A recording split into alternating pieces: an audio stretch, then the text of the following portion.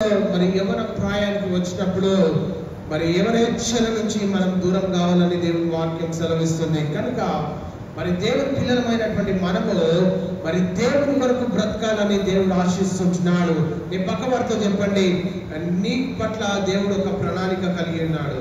దేవుని యొక్క వాక్యంలో మనం చూసినట్లయితే అపోస్తలుడైన పౌలు తిమోతిలకు రాసినటువంటి పత్రిక 2వ అధ్యాయం 22వ వచనం నుంచి మనం చదువుకుంటే ఇక్కడ వచనంలో మనం చూస్తే, నీవు యవనేచ్ఛల నుండి పారిపోము,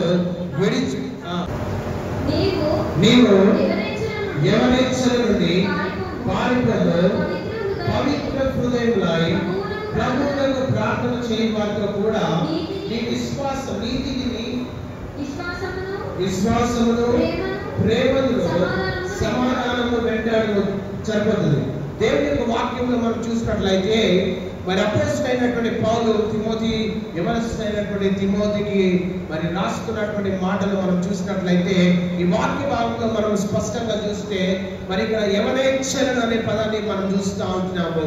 మరి యవనేచ్ఛలు అనగా మరి యవన ప్రాయంలో ఉన్నటువంటి ఆలోచనలు, యవన ప్రాయంలో ఉన్నటువంటి పద్ధతులు, యవన ప్రాయంలో ఉన్నటువంటి మరి ఈ యొక్క ఆలోచన విధానం చేత మరి యవనస్తులు నడుచుకుంటున్నటువంటి తరుణంలో మరి అపోస్తలుడైనటువంటి పౌలు మరి తిమోతి మరి ఆయన డిసైపుల్, ఆయన శిష్యుడు అయినటువంటి మరి తిమోతికి రాస్తున్నటువంటి ఈ యొక్క మాటలు మనం చూస్తున్నట్లయితే ఈ వాక్య భావంలో ప్రత్యేకంగా యవనేచ్ఛలు అనగా మరి యవనంలో ఉన్నటువంటి ఆలోచనల ప్రకారము ఈ భూమి మీద నడుచుకుంటూ ఉంటారు అందరు కూడా.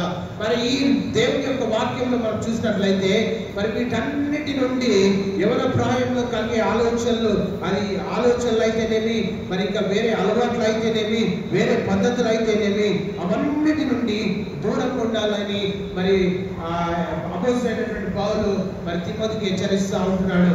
అయితే ఈ యవన ప్రాయంలో ఉన్నటువంటి మనము మరి దేవుని వెంటాడాలి, దేవుని అనుసరించాలి, దేవుని కొరకు బ్రతకాలని మరి ఈ యొక్క వాక్య భాగంలో నుండి మనం చూస్తూ ఉంటున్నాం.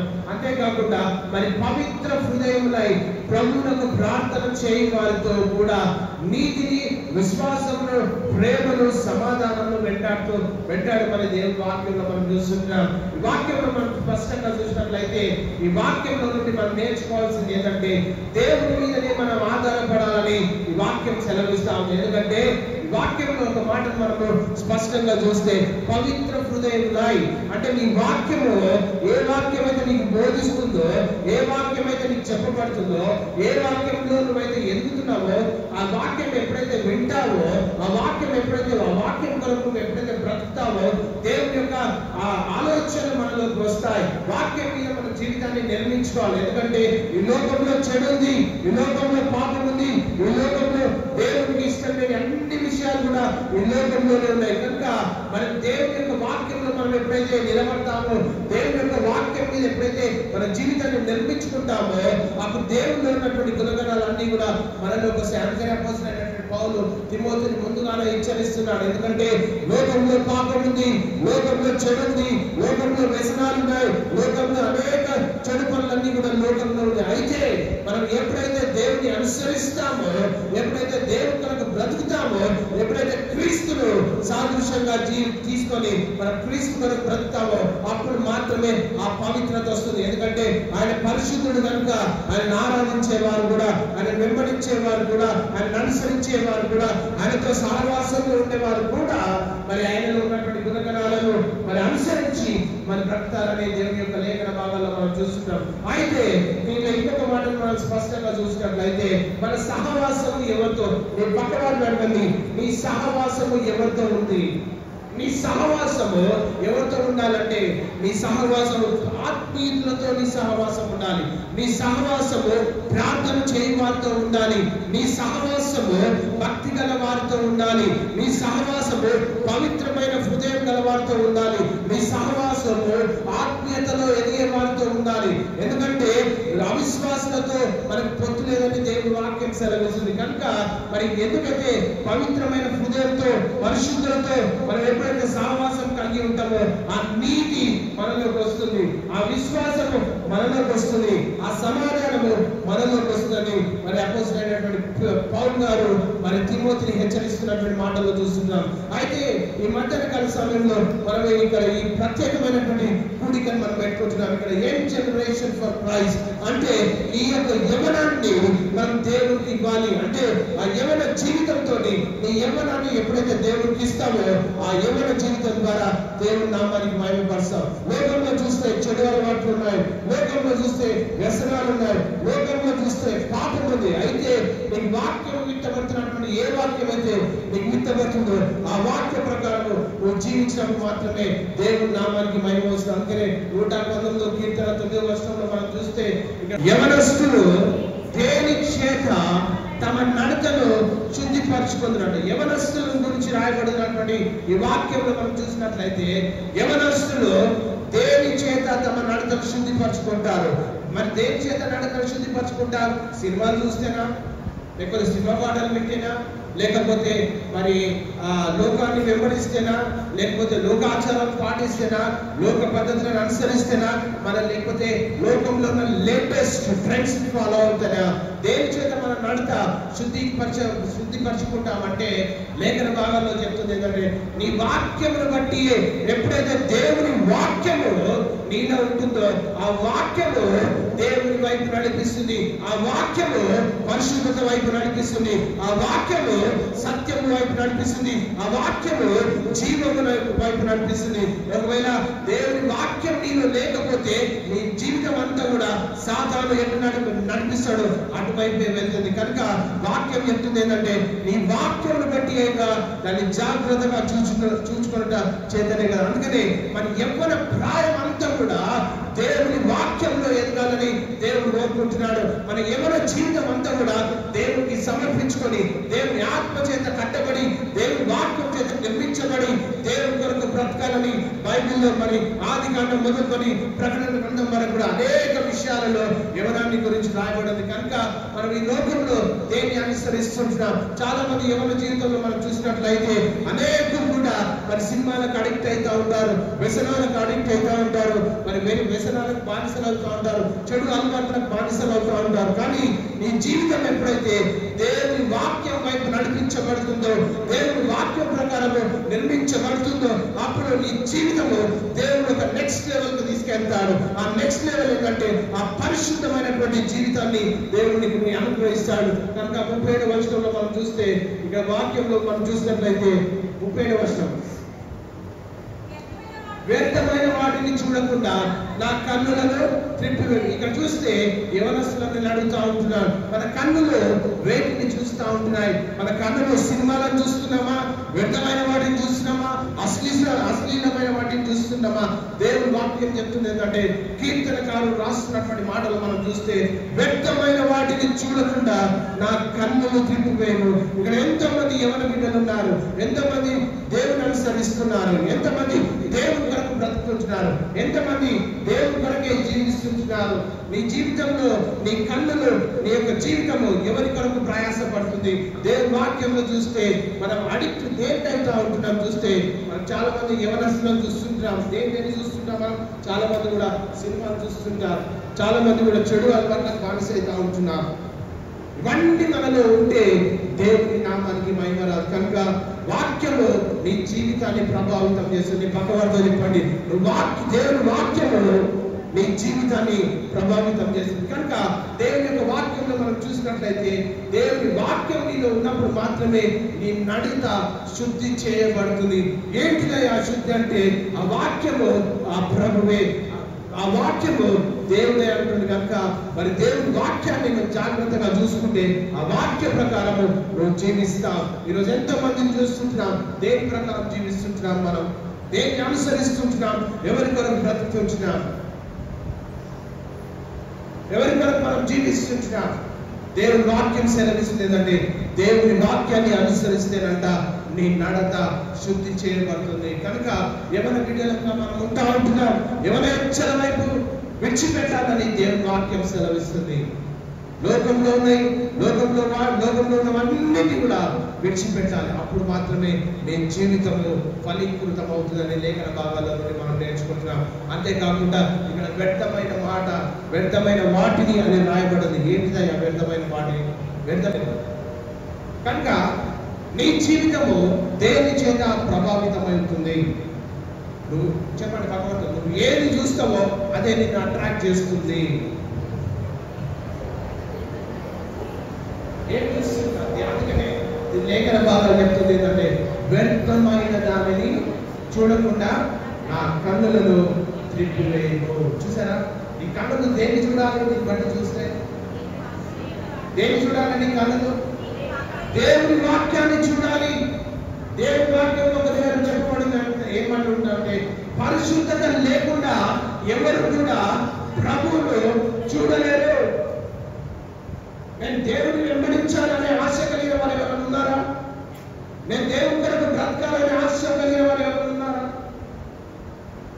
బైబిల్ చెప్తుంది ఏంటంటే పరిశుద్ధత లేకుండా ఎవరు కూడా ప్రభువును చూడలేరంట. అందుకనే దేవుని యొక్క వాక్యంలో మనం చూసినట్లయితే సామెతల గ్రంథం 3వ అధ్యాయం 1 నుంచి 2 వరకు మనం చదువుకుంటే ఆ వాక్యంలో కనుక మనం చూస్తే ఆ వాక్యంలో చెప్పబడినటువంటి మాట ఏమని రాయబడిందంటే, నా కుమారుడా నా ఉపదేశమును మరువకుము.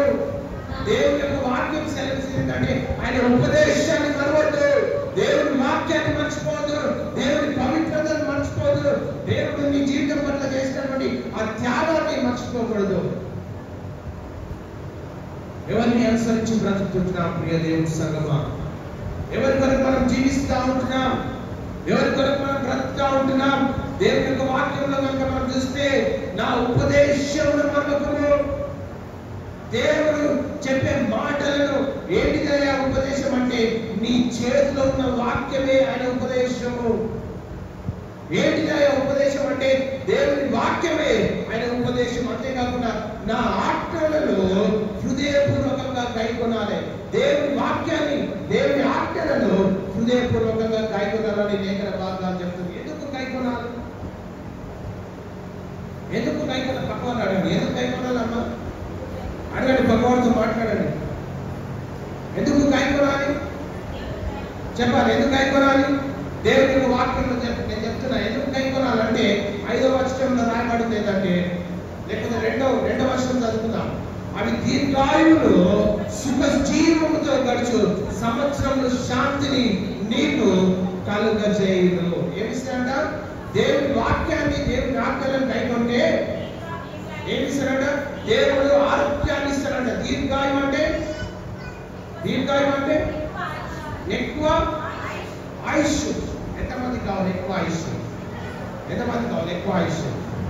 దీర్ఘాయువు ఇస్తాడంట. ఈ దీర్ఘాయువు ఎవరిస్తారు లోకంలో? ఏ సినిమా చూసినా దీర్ఘాయువు రాదు, ఏ సీరియల్ చూసినా దీర్ఘాయువు రాదు, ఏ ఇన్స్టాగ్రామ్ ఫాలో అయినా దీర్ఘాయువు రాదని చెప్పి దేవుడి సంగమా దేవుడి వాక్యం సెలవిస్తుంది. ఆయన ఆజ్ఞల ప్రకారము కైకొన్నప్పుడు మాత్రమే దేవుడి యొక్క వాక్యం సెలవిస్తుంది. ఏంటంటే ఆయన ఆజ్ఞల ప్రకారం కైకొన్నప్పుడు మాత్రమే మన దీర్ఘాయువు వస్తుందని దేవుడు లేఖన భాగంలో చెప్పారు. అంతేకాకుండా ఇక్కడ ఏమని రాయబడింది అంటే సుఖ జీవముతో, అందరి సుఖ జీవముతో. యేసుక్రీస్తు అందరికీ ప్రభువా? ఓన్లీ భారతీయులకే ప్రభువా? అందరికీ ప్రభు. ఎప్పుడైతే నువ్వు దేవుని కొరకు బ్రతుకుతావో, ఎప్పుడైతే దేవుని కొరకు జీవిస్తావో, ఎప్పుడైతే దేవుని అనుసరిస్తావో, దేవుని వాక్యం సెలవిస్తుందంటే నీకు దీర్ఘాయువుని ఇస్తాడంట దేవుడు. ఎంతమంది కావాలి దీర్ఘాయువు? దీర్ఘాయువుతో పాటు సుఖ జీవముతో గడుచు సంవత్సరములు, సుఖ జీవముతో గడుచు సంవత్సరములు, అంతేకాకుండా శాంతిని నీకు కలుగజేస్తారంట. చూస్తారా, ఈ ఆశీర్వాదం ఎవరిస్తారండి? ఎవరిస్తారు? ఈరోజు ఎవరితో పర్సనల్ గా మాట్లాడినా ఏదో ఒక సమస్య చెప్తుంటారు. అయ్యా నాకు అప్పుల సమస్య ఉంది, నేను చదవలేకపోతున్నా, నేను ఒక దాని మీద నేను కాన్సన్ట్రేట్ చేయలేకపోతున్నా, లేకపోతే ఇంకొకటి చేయలేకపోతున్నా, ఎంతో మంది చెప్తా ఉంటారు. కానీ నీ దేవుని వాక్యం చేత నీ నడిపించబడితే నీకు దీర్ఘాయువుతో పాటు ఏమిస్తాడంటే దేవుడు సుఖజీవితం గడిచే సంవత్సరంలో శాంతిని నీకు కలుగజేస్తాడంట. కనుక మన యవన ప్రాయంలో ఉన్నటువంటి మనము మన సొంత నిర్ణయాల ప్రకారం కాకుండా, సొంత ఆలోచనల ప్రకారం కాకుండా, సొంత పద్ధతుల ప్రకారం కాకుండా, సొంత ఆలోచన విధానంతో కాకుండా నువ్వు వేసే ప్రతి అడుగు కూడా దేవుని చిత్తానుసారంగా వేయాలని లేఖన భాగాలు చెప్తాం. మీరు అందుకనే 5వ వచనంలో కనుక మనం చూస్తే ఇదే సామెతల గ్రంథం మరి 5వ వచనంలో మనం చూస్తే ఏమన్నది ఇక్కడ, నీ స్వబుద్ధిని ఆధారం చేసుకొనక నీ పూర్ణ హృదయంతో యెహోవా యందు నమ్మిక ఉంచాలంట. ఎక్కడ ఉంచాలి నమ్మకము? మనం ఎక్కడ ఉంచుతాం నమ్మకము? మన సొంత ఆలోచన మీద ఉంటుంది మన నమ్మకం. మనం నిర్ణయం తీసుకుంటప్పుడు మన స్నేహితులను అడుగుతాం, ఏ కోర్సు తీసుకోవాలి, ఏ కోర్సు తీసుకోవాలి, ఏ సబ్జెక్ట్ తీసుకోవాలి, లేకపోతే ఏ చేస్తే నేను సక్సీడ్ అవుతా, ఏ ఉద్యోగం చేస్తే నేను సక్సెస్ అవుతా అని మన సొంత ఆలోచనల ప్రకారం, ఇతరుల ఆలోచనల ప్రకారం మనం ఆధారపడతాం. ఎంతో మంది ఇక్కడ చదువుకునే పిల్లలు ఉన్నారు. నీ జీవితంలో ఒక దేవుని ప్రణాళికలను చేర్చబడాలని ఆశపడితే, దేవుని ఆలోచన ప్రకారం నువ్వు ఆశపడితే, దేవుని వాక్యం చెప్తుంది ఏంటో తెలుసా? నీ స్వబుద్ధిని ఆధారం చేసుకొనక, నీ స్వబుద్ధిని ఆధారం చేసుకొనక 5వ వచనం, నీ పూర్ణ హృదయముతో యెహోవా యందు నమ్మిక ఉంచాలి. దేని యందు నమ్మిక ఉంచాలి? మన ఆలోచన ప్రకారం కాదండి, మన పద్ధతుల ప్రకారం కాదండి, మనకున్న లేటెస్ట్ ట్రెండ్స్ ప్రకారం కాదండి. అరే నా ఫ్రెండ్స్ అందరూ కూడా మరి ఎంబీఏలో జాయిన్ అవుతారు, నేను కూడా ఎంబీఏలో పోతుంటే అట్ట ఫ్లాప్ అయిపోతా. స్వబుద్ధి అంటే సొంత ఆలోచన ప్రకారం జీవించాలి. దేవుడు ఫర్ ఎగ్జాంపుల్ ఏం కావాలి నీకు? బెస్ట్ కావాలంటే దేవుడు వాక్యం చెప్తుంది అంటే నీ స్వబుద్ధిని, నీ సొంత నిర్ణయ ప్రకారము, సొంత ఆలోచన ప్రకారము, సొంత పద్ధతుల ప్రకారము, సొంత నిర్ణయాల ప్రకారం పోతే నువ్వు ఫెయిల్ అయిపోతావు లైఫ్ లో.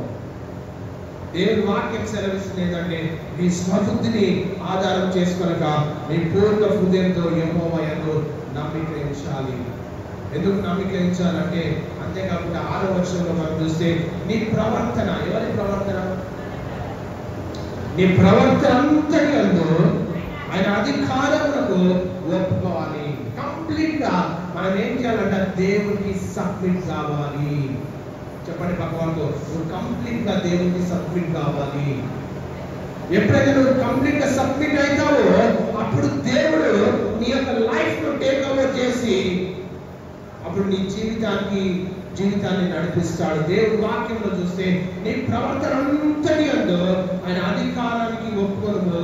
అప్పుడు ఏం చేస్తాడంటే దేవుడు నీ త్రోవలను, చెప్పండి అందరూ కూడా, నీ త్రోవలను సరళం చేస్తాడంట. దేవుని ప్రణాళికలోకి నువ్వు ఎప్పుడైతే వస్తావో అప్పుడు దేవుడు నీ జీవితం ద్వారా కార్యాలు చేయడం ప్రారంభిస్తాడు. ఎప్పుడైతే దేవుడు ప్రణాళికలకు నువ్వు వస్తావో అప్పుడు దేవుడి యొక్క ప్రణాళిక నీ జీవితంలో నెరవేర్చబడుతుంది. ఎప్పుడైతే దేవుని ఆలోచన ప్రకారము నువ్వు వస్తావో అప్పుడు దేవుడి కార్యాలను చూస్తావు. దేవుని సన్నిధి నీ జీవితంలో ఎస్టాబ్లిష్ అవుతుంది. దేవుని వాక్యంలో మనం చూస్తే ఇక్కడ రాయబడినటువంటి మాట ఏంటంటే నీ ప్రవర్తన అంతటి యందు, కొంచెం ప్రవర్తన కాదండి, లేకపోతే అప్పుడప్పుడు ఆలోచించడం కాదు, నీ ప్రవర్తన ఎంటైర్ ప్రవర్తన అంతటి యందు ఆయనకు సబ్మిట్ అయితే నీ త్రోవలు సరళం అవుతాయి. నీ త్రోవలు సరళం కావాలంటే దేవుని దగ్గరికి రావాలి. నీ త్రోవలు సరళం కావాలంటే దేవుని చిత్త ప్రకారం మనం జీవించాలి. నీ త్రోవలు సరళం కావాలంటే వాక్య ప్రకారం జీవించాలి. వాక్యము నీ జీవితానికి దిశానిర్దేశం చేస్తుంది. హల్లెలూయా. వాక్యము దేవుడు ఏర్పాటు చేసినటువంటి గమ్యంలోకి నడిపిస్తుంది. దేవుని వాక్యము నేను పరిశుద్ధతలోకి నడిపిస్తుంది. దేవుని వాక్యము నేను సత్యంలోకి నడిపిస్తుంది.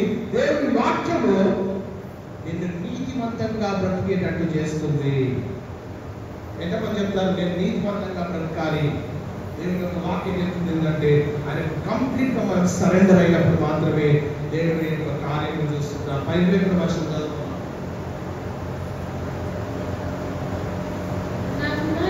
నా కుమారుడా, నిశ్చయ జ్ఞానములు వివేచనములు భద్రం చేసుకొనుము, వాటిని నీ కన్నుల ఎదుట నుండి తొలగిపోనివ్వకుము. అవి నీకు జీవములు, అవి నీకు జీవము కాదు. ఏంటిది జీవం? చెప్పండి, ఏంటిది జీవం? ఏంటి జీవం? ఏంటి? క్రీస్తే జీవం. యేసు క్రీస్తు చెప్తాడు కదా, నేనే మార్గం సత్యము జీవము, తండ్రి వద్దకు వెళ్ళాలి చేరాలంటే నా ద్వారానే తప్ప ఎవరు కూడా తండ్రి యొద్దకు చేరడు. నువ్వు దేవుని రాజ్యంలో స్థిరపరచబడాలంటే నీకు కావాల్సిందంటే క్రీస్తు. అందుకని ఇక్కడ వాక్యం చెప్తుంది ఏంటంటే ఇక్కడ అవి నీకు జీవము కాదు, నీ మెడకు అలంకారంగా ఉంటుందంట. అంటే నేను ఒక ఉన్నతమైన స్థితిలో దేవుడు నిన్ను ఎస్టాబ్లిష్ చేస్తాడు, ఉన్నతమైన స్థితిలో నిన్ను దేవుడు స్థిరపరుస్తాడు. ఎప్పుడంటే దేవుని వాక్యాన్ని అనుసరించి బ్రతికినప్పుడు, ఎప్పుడంటే దేవుని చిత్త ప్రకారం బ్రతికినప్పుడు, ఎప్పుడంటే నీ స్వబుద్ధిని ఆధారం చేసుకోనక నీ పూర్ణ హృదయంతో పూర్ణ ఆత్మతో దేవుని వెతికినప్పుడు. అందుకనే ఇక్కడ వాక్యం చెప్తుంది ఏంటంటే అప్పుడు నీ మెడకు అలంకారంగా ఉంటుందండి. అలంకారం అంటే తెలుసా మీకు? ఎంతమంది తెలుసుకుంటారు? చాలా మంది చూస్తున్నారు మెడలు గోల్డ్ చైన్స్ వేసుకుంటారు, లేకపోతే వివిధ రత్నాలతో కూడినటువంటి చైన్స్ వేసుకుంటారు. ఎందుకు? స్టైల్ గా కనబడడానికి. నువ్వు దేవుని వాక్య ప్రకారం జీవిస్తే నీ జీవితమే ఒక అలంకార ప్రాయంగా దేవుడు చేస్తాడంట. నీ జీవితమే ఒక అలంకరించబడిన వ్యక్తిగా దేవుడు నేను నిలబెట్టుకుంటాడంట. ఎందుకంటే వాక్యం చెప్తుంది ఏంటంటే దేవుడు ఆయన వాక్యమే మన పాదములకు దీపము.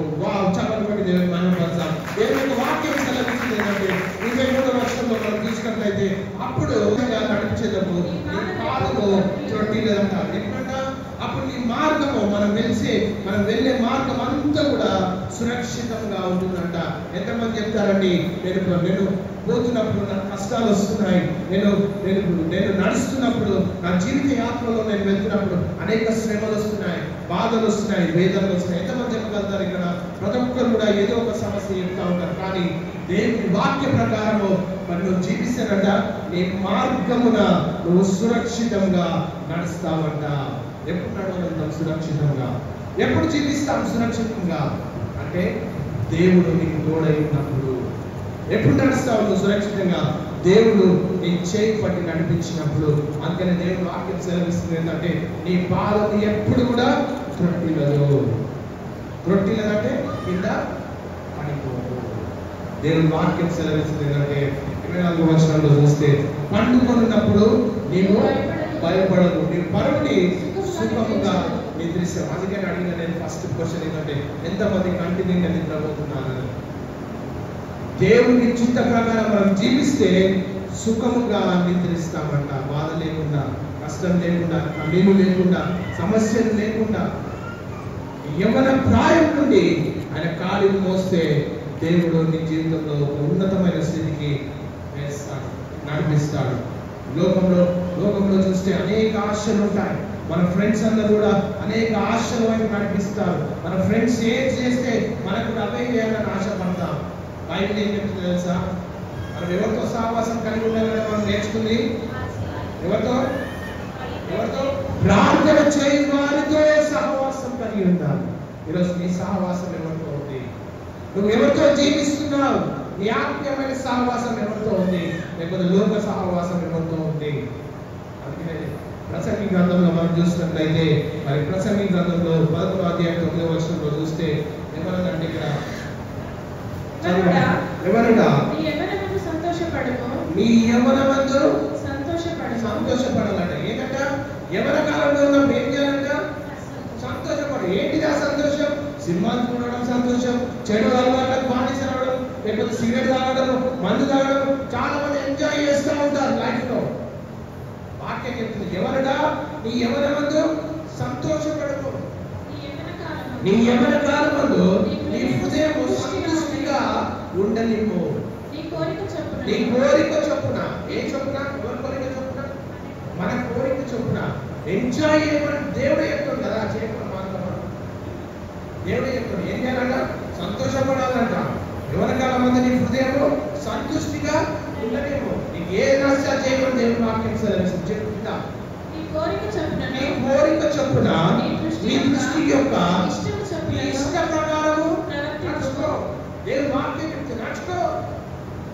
నీకు ఏ దేవుడు చేత చేసుకో, వెరీ చేసుకో. అదే కదా యేసుని ఎవరు ఈ లోకంలో? వాడు వ్యసనాలకు బానిసలు అవుతారు, ఒక సినిమాలకు బానిసలు అవుతారు, ఒక త్రాగులకు బానిస అవుతారు, ఇంకొకరు ఇష్టానుసారంగా బ్రతుకుతారు. ఎంతో మంది కూడా మరి లోకంలో ఉన్న స్నేహాలను ఇష్టపడుతూ ఉంటారు, ఇష్టానుసారంగా బ్రతుకుతూ ఉంటారు. వాక్యం చెప్తుంది ఏంటంటే నీ యవ్వన కాలమందు నీ హృదయము సంతుష్టిగా ఉండనేమో. దేవుడు వాక్యం మీతో మాట్లాడుతుంది. ఈరోజు మన జీవనం, మన యవ్వనం ఎవరి కొరకు బ్రతుకుతుంది? యవ్వన జీవితం ఎవరి కొరకు మనం జీవిస్తున్నాం? వాక్యం చెప్తుంది ఏంటంటే నీ దృష్టి యొక్క ఇష్ట ప్రకారం, ఇష్టం చొప్పున ప్రవర్తించు. నీకు ఏది ఇష్టమైతే అది చెయ్యు. ఎంతమంది దగ్గర బైబిల్ ఉందండి? అందరి దగ్గర బైబిల్? నేను చెప్పే తప్ప ఉందా? ఏమన్నా ఇష్ట ప్రకారం జీవించు, ఇష్టానుసారంగా బ్రతుకు.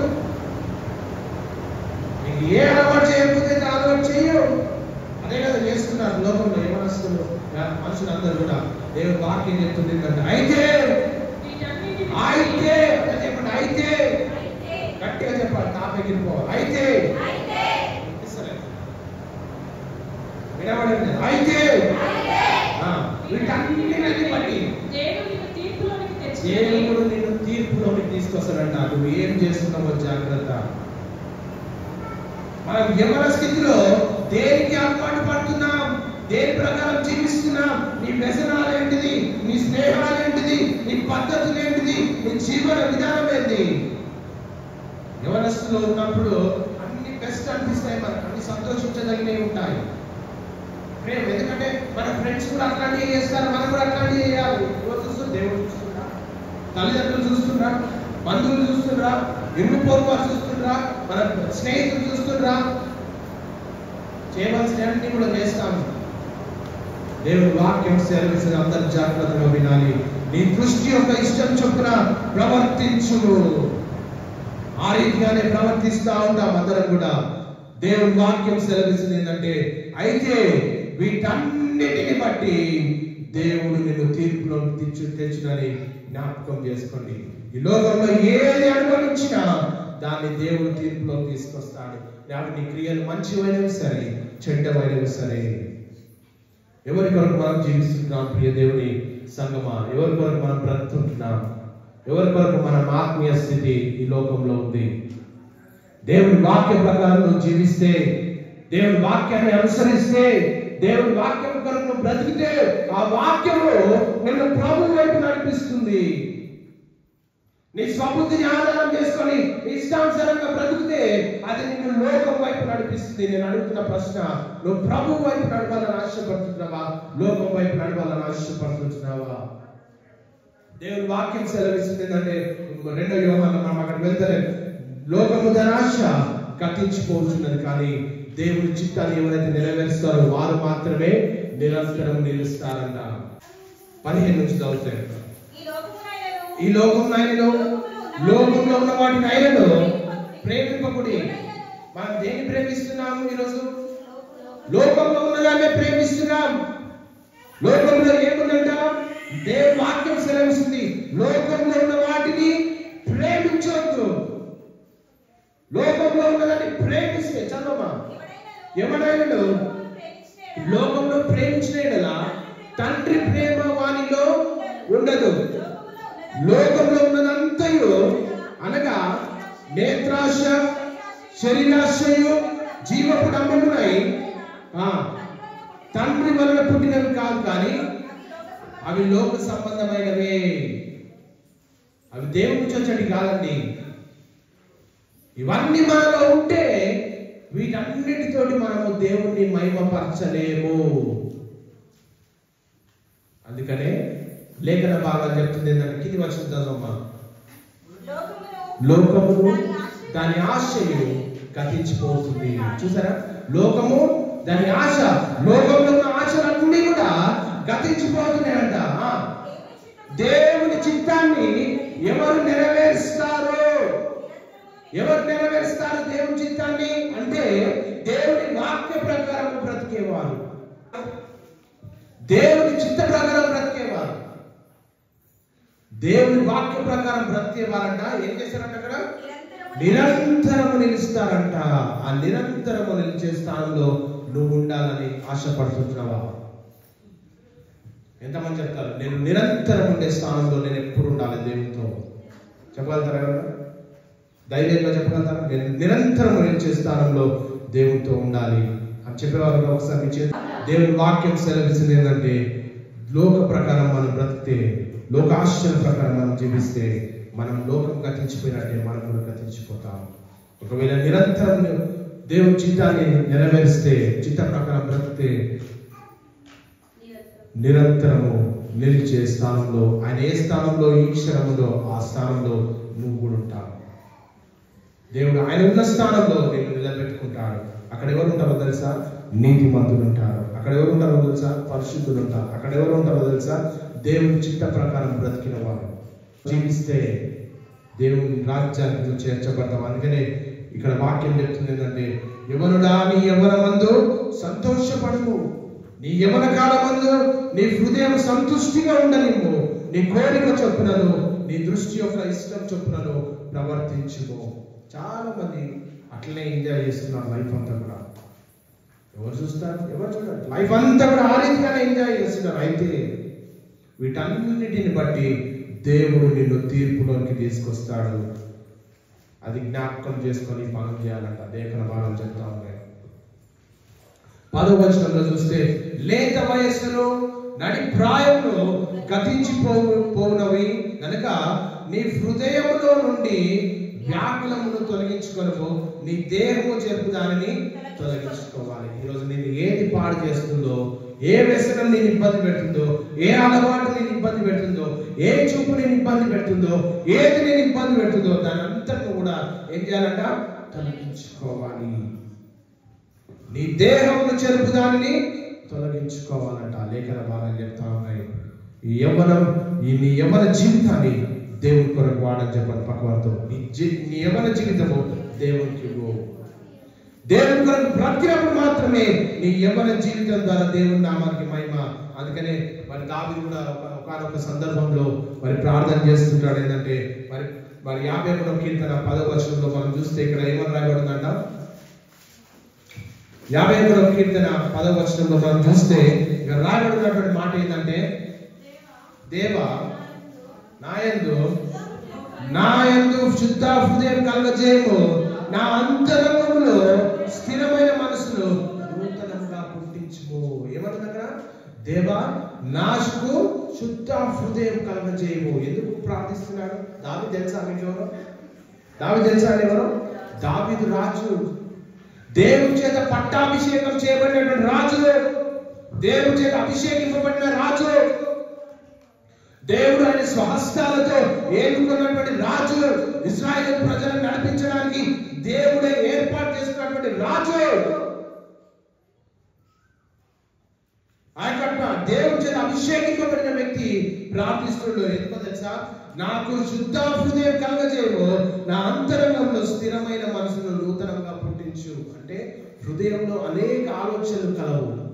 మత్తయి సువార్తలో ఉంది, హృదయం నిండిన కొలది ఏమైందంట? నోరు మాట్లాడుతుంది. నీ హృదయం దేని చేత నింపబడింది? నీ హృదయం లోకాశల చేత నీ హృదయం నింపబడిందా? లోక పద్ధతుల చేత నీ హృదయం నింపబడిందా? లోకం కొరకు నీ హృదయం నింపబడిందా? లేకపోతే దేవుని వాక్యం చేత నీ హృదయం నింపబడిందా? దావీదు చెప్తుండేదంటే, దావీదు పాపం చేయడానికి గల కారణం ఏంటి? అతని హృదయం మలినం అయిపోయింది అనేది దావీదు గ్రహిస్తుంటున్నాడు. మన హృదయంలో కూడా మన హృదయం మలినం అయిపోవచ్చు.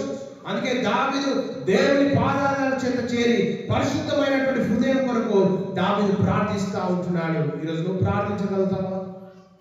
దేవుని దగ్గర, అయ్యా నా హృదయం మలినమైపోయింది, నా మనసు మలినమైపోయింది, నాలో పాపం ఉంది, నాకు కూడా నూతన హృదయం పుట్టించవా అని నువ్వు ఎప్పుడైతే ప్రార్థిస్తావో అప్పుడు దేవుడు నీకు నూతనమైన మనసును ఇస్తాడు, నూతన ఆలోచనలు ఇస్తాడు, నీ జీవితాన్ని పరిశుద్ధపరుస్తాడు. అప్పుడు దేవుని రాజ్యం కొరకు నిన్ను వాడుకుంటాడు. నాయకు శుద్ధ హృదయం కలగజేయమంటున్నాడు దావీదు. హృదయం మలినమైపోయిందని దావీదు గ్రహించాడు. అంతరంగంలో స్థిరమైన మనసు పుట్టించని ప్రార్థిస్తుంటాడు. మనసు అస్థిరమైపోయింది. మన మనసు చెడిపోతే ఏ మార్గం కూడా వెళ్తామో మనకే తెలియదు. తప్పుడు మార్గాలు. చాలా మంది సూసైడ్ చేసుకుంటారు, చాలా మంది వ్యసనాలకు బానిసలు అవుతున్నారు. మరి అస్థిరమైపోతుంటే నీ మనసు స్థిరంగా ఉండాలంటే దేవుని వాక్యం మీద నువ్వు నిర్మించబడినప్పుడు మాత్రమే నీ మనసు స్థిరంగా ఉంటుంది. మనసు చంచలమైతే దేవుని స్థిరత్వం లేనట్లు అయిపోతుంది. కనుక దావీదుకు ఇవన్నీ కూడా గ్రహించి దావీదు ప్రార్థిస్తున్నాడు, స్థిరమైన మనసు నాకు దయచేయి, నూతనమైనటువంటి మనసు నాకు దయచేయి. మీరు యవ్వన ప్రాయంలో అనేక తప్పుడు నిర్ణయాలు తీసుకోవచ్చు.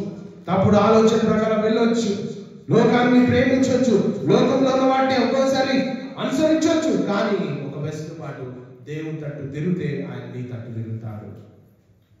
నువ్వు దేవుని తట్టు ఎప్పుడైతే తిరుగుతావో అప్పుడు ఆయన నీ తట్టు తిరుగుతాడు. మరి అంతేకాకుండా మరి నూతనమైన మనసు అనుగ్రహించని మరి దావీదు ప్రార్థించడం మనం చూస్తున్నాం. ఎందుకంటే కారణం ఒకటే, దావీదు ప్రార్థించడానికి కారణం ఒకటే, పాపము ఆయన మీద ప్రభుత్వం చేస్తుంది.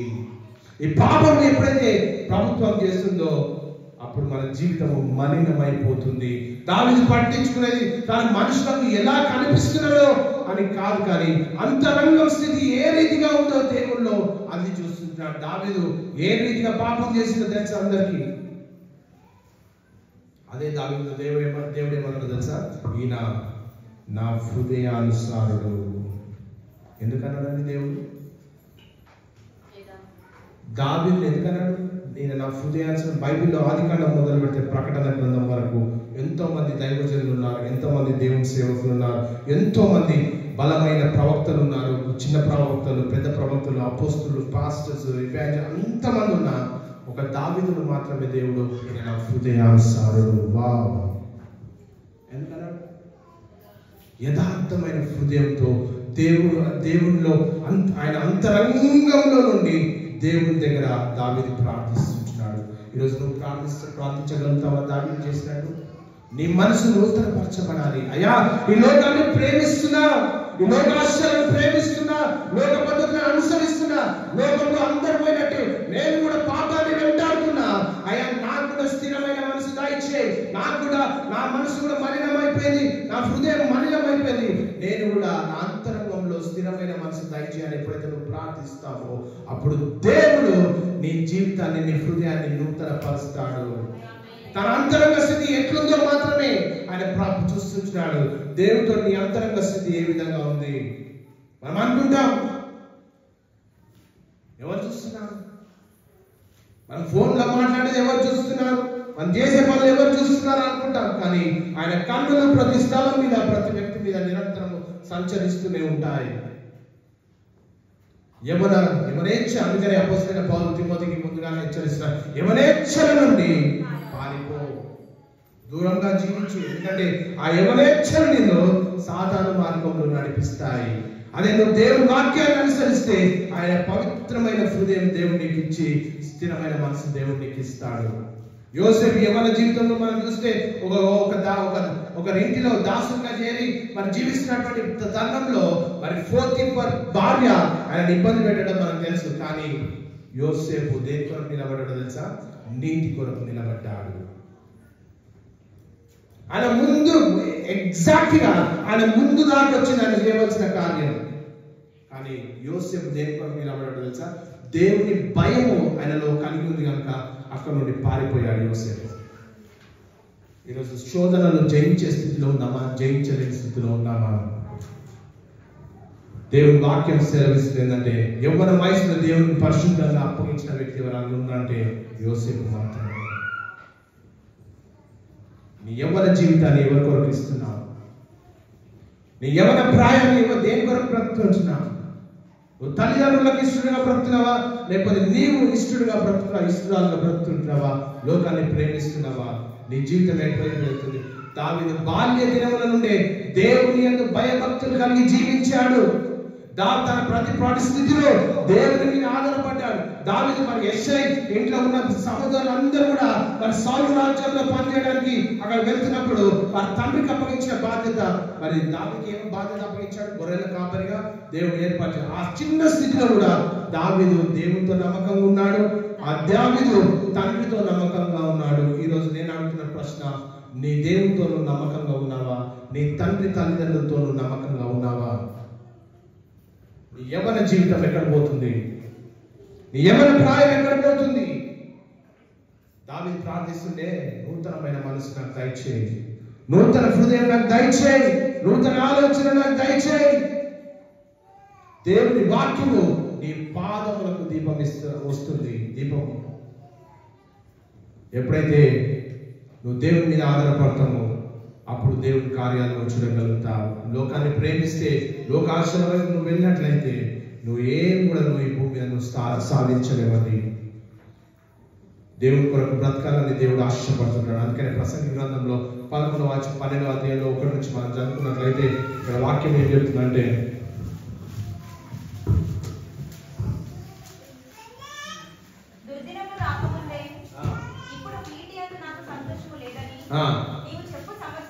నీవు చెప్పు సంవత్సరం రాకముందే తేజస్సుకును సూర్య చంద్ర నక్షత్రములకు చీకటి కమ్మక ముందే వాన వెలిసిన తర్వాత మేఘములు మరల రాకముందే నీ బాల్య దినముల యందే నీ సృష్టికర్తను స్మరణం తెచ్చుకొనము. నీ బాల్య దినముల యందే నీ సృష్టికర్తను స్మరణం తెచ్చుకోని దేవుని వాక్యం సెలవిస్తా ఉంది. దేవుని కొరకు బ్రతకాలని లేఖన భాగాలు మనకు నేర్పిస్తూ ఉంటాయి. దుర్దినంలో వస్తున్నాయంట. పాపం చేసిన వాడు పాపంలోనే చనిపోతారు. లోకంలో అనేకులు పాపం చేస్తుంటారు. చేసిన వాళ్ళంతా మరణిస్తుంటారు. ఎక్కడ పోతారు వీళ్ళంతా? ఎక్కడ పోతారు వీళ్ళంతా కూడా? దేవుడు మన ముందు పెట్టాడు. ఆదాము సృష్టించినప్పుడు దేవుడు వారి ముందు మంచిని పెట్టాడు, చెడుని పెట్టాడు. కానీ దేని అనుకున్నారు వాళ్ళు? చెడుని అనుకున్నారు. దేవుని వాక్యం సెలవిస్తుంది, ఆజ్ఞ అతిక్రమమే పాపము. తద్వారా పాపం ఎప్పుడైతే వారిలోకి వచ్చిందో ఆజ్ఞ అతిక్రమమే పాపము. పాపం వల్ల వచ్చే జీతము మరణం.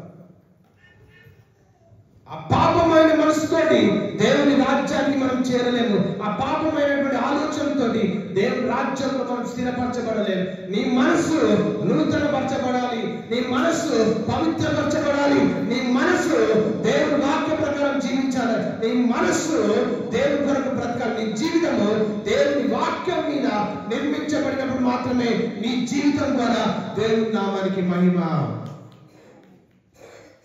లోకాన్ని ప్రేమిస్తే, లోకాశను ప్రేమిస్తే అవి ఏమీ కూడా ప్రభు యొద్దకు చేర్చవు. కానీ దేవుని వాక్యమే నిన్ను ప్రభు యొద్దకు చేస్తుంది. ఆ వాక్యము దేవుని రాజ్యానికి నడిపిస్తుంది. ఆ వాక్యము పవిత్రతలోకి నడిపిస్తుంది. ఆ వాక్యము నీతిలోకి నడిపిస్తుంది. దేవుని కొరకు బ్రతికితే, అందుకని మత్తయి సువార్తలో ఏమో తెలుసా, అంతం వరకు సహించిన వాడే రక్షించబడతాడు. అంతం వరకు సహించాలంటే నీ చివరి శ్వాస వరకు కూడా దేవుని కొరకు బ్రతకాలి. నో మ్యాటర్ లోకంలో ఎన్ని శోధనలు వచ్చినా, నో మ్యాటర్ ఎన్ని కష్టాలు వచ్చినా, నో మ్యాటర్ ఏ రీతిగా బ్రతికినా దేవుని కొరకు బ్రతికేనే దేవుని రాజ్యానికి వారసులు అవుతావు. అంతే తప్ప నువ్వు లోకం కొరకు బ్రతికే లోకం గతించినట్టే నువ్వు కూడా గతించిపోతావు. ఇక్కడ యవన కాలంలో దేవుని కాడిపోయాలని లేఖన భాగాలు చెప్తుంది. విలాప వాక్యంలో 3వ అధ్యాయం 27వ వచనం మనం చూస్తే, తన్ను ఆశ్రయించు వారి ఎడల ఆయన దయాళుడు, తన్ను వెతుకు వారి ఎడల ఆయన దయ చూపువాడు. నరుడు ఆశ కలిగి యెహోవా అనుగ్రహించు రక్షణ కొరకు ఓపికతో కనిపెట్టుట మంచిది. యవన కాలమందు దేవుని కాడి మోయుట నరునికి మేలంట. దేవుని అనుసరించాలి. నీ యవన కాలమందు దేవుని కొరకు బ్రతకాలి. దేవుని కొరకు జీవించాలి. గమనించండి, ఈ మీది వర్షంలో నీ బాల్య దినముల యందు నీ సృష్టికర్తను స్మరణం తెచ్చుకో, గుర్తు చేసుకో. ఇక్కడ యవన కాలంలో ఆయన కాడికి మోయాలి. ఆయన కొరకు బ్రతకాలి. ఎవరి కొరకు బ్రతుకుతున్నాం? 51వ కీర్తనలో చూస్తే దావీదు ఆ కీర్తన అంతా, అధ్యాయం అంతా కూడా పాప ప్రక్షాళన ప్రార్థన చేశాడు. అయ్యా, నేను నీకు దూరంగా జీవిస్తున్నాను. అయ్యా, నీకు వ్యతిరేకంగా బ్రతుకుతున్నా. అయ్యా, నీకు దూరమైన జీవితంలో నేను జీవిస్తున్నాను. దయతో నన్ను జ్ఞాపకం చేసుకో. నా అతిక్రమములు తుడిచివేయి, నా పాపములు కడిగివేయి. ఆ వర్షమంతా కూడా పాప ప్రక్షాళన ప్రార్థన చేస్తున్నాడు. ఈరోజు ఆ ప్రార్థనను ఎప్పుడైతే చేస్తావో నీ మనసును దేవుడు నూతన పరుస్తాడు. నీ మనసును పవిత్రపరుస్తాడు. నీ చేసిన పాపములన్నీ కూడా దేవుడు ఎన్నటికీ నేను జ్ఞాపకం చేసుకోడు. అప్పుడు నూతన మనసు నీకు ఇచ్చి నేను నూతనమైన స్థితిలో దేవుడు చేస్తాడు. అందుకని వాక్యం చెప్తుంది ఏంటంటే, పరిశుద్ధత కలిగినప్పుడు మాత్రమే మనము ప్రభువును చూడగలుగుతాము. నీ పూర్ణ హృదయంతో, పూర్ణ ఆత్మతో నువ్వు దేవుని సేవించగలుగుతావా? నీ యవన ప్రాయాన్ని దేవుని కొరకు బ్రతికేటట్టు చేస్తావా? లేకపోతే లోకానికి కొరకు బ్రతుకుతావా? ఈ మధ్యాహ్నకాల సమయంలో మనం అనుకుంటాం, నేను ఫోన్లో మాట్లాడుతున్నా, ఎవరికి తెలియదండి. నేను అక్కడ డ్యూటీకి పోతున్నా, నేను చేసే పనులన్నీ కూడా ఎవరికి తెలియదు. నేను కాలేజ్ పోతున్నా, నేను చేసే పనులు ఎవరికి తెలియదు. దేవుని కన్నులు ప్రతి స్థలం మీద ఉంటాయి. ప్రతి మనిషి మీద ఉంటాయి. లోకం కొరకు బ్రతికితే లోకం గతించినట్టే నువ్వు కూడా గతించిపోతావు. నువ్వు దేవుని కొరకు బ్రతకాలని ఆశపడితే 51 కీర్తనలు దానం చేసినటువంటి ప్రార్థనలు చేయాలి. ఒక చదవం ఒకసారి 2వ వచనం చదువు. 51 కీర్తన 51 కీర్తన 2వ వచనం చదువు. నా దోషం పోవునట్లు నన్ను బాగుగా కడుగుము, నా పాపము పోవునట్లు నన్ను పవిత్రపరచు. నా అతిక్రమములలో నాకు తెలిసే ఉన్నవి, నా పాపము ఎప్పుడు నా ఎదుట ఉన్నది. నీకు కేవలము నేను నీ పాపం చేసి ఉన్నాను. నువ్వు దేవుడి సన్నిధిలో ప్రార్థిస్తావా? దావీదు చేసినటువంటి ప్రార్థన వాక్యం చెప్తుంది ఏంటంటే, నీ పాపం మన పాపంలో మనకు తెలుసు, మనం చేసే దోషం మనకు తెలుసు.